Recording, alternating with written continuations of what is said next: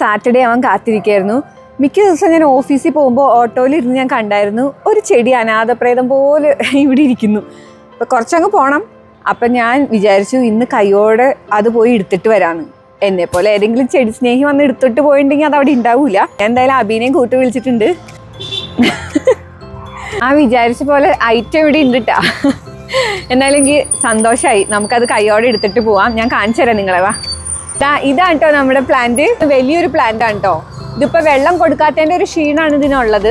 ആവശ്യമില്ലാത്ത waste, sofa അങ്ങനെയൊക്കെ വെച്ചിരിക്കുന്ന സ്ഥലമാണ്. അതുകൊണ്ട് നമുക്ക് ഇവിടെ നിന്ന് ധൈര്യമായിട്ട് എടുക്കാം. പ്ലാന്റ്സ് കുറച്ച് ഡാമേജ് ആയിട്ടുണ്ട് ഇവിടെയൊക്കെ. പിന്നെ വെള്ളമൊന്നും ഇല്ലാതെ ആകെ വറ്റി വരുന്നുണ്ട്. ഡ്രൈ ആയിട്ടുള്ള ഒരു സിറ്റുവേഷനിലാണ്. നമുക്ക് വീട്ടിൽ കൊണ്ടുപോയി നന്നായി വെള്ളമൊക്കെ ഒഴിച്ചെടുക്കുമ്പോഴേക്ക് ഇത് ഉഷാറാവുമായിരിക്കും. അവി എന്നെ ഹെൽപ്പ് ചെയ്ത് എന്തായാലും നമ്മുടെ ചെടി കിട്ടിയിട്ടുണ്ട്. നമ്മുടെ ഫ്ലാറ്റിലെത്തിട്ടോ. തൽക്കാലം നമ്മളിപ്പോൾ ഇതേ ഇവിടെ വെക്കാമെന്ന് കരുതി.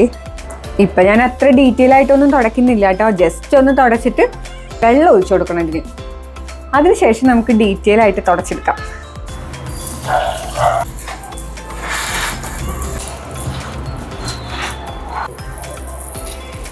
നമുക്ക് കുറച്ച് പോട്ടി മിക്സ് ഇട്ട് കൊടുത്താലോ?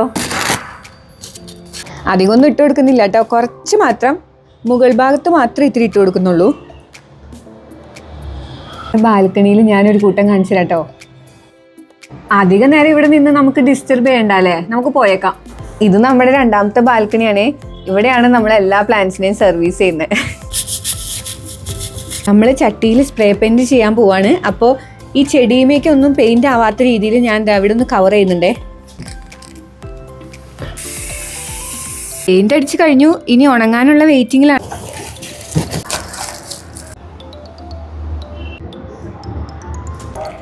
ആരും ഉപേക്ഷിച്ച് ചെടീനെ നമ്മളങ്ങനെ കുട്ടപ്പനാക്കി എടുത്തിട്ടുണ്ട് കേട്ടോ. അപ്പൊ ശരി, പിന്നെ കാണാം. ബൈ.